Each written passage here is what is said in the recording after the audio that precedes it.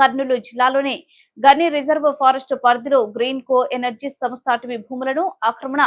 పర్యావరణ నిబంధనల ఉల్లంఘనపై ఆరా తీసిన ఉప ముఖ్యమంత్రి పవన్ కళ్యాణ్ ఈ రోజు రాత్రి కర్నూలు డిఎఫ్ఓ శ్యామల, నంద్యాల డిఎఫ్ఓ శివశంకర్ రెడ్డి, పాణ్యం అటవీ శాఖ అధికారి సుబ్బారాయుడు ఇందుకు వివరాలను ఉప ముఖ్యమంత్రి వర్యులకి అందజేశారు.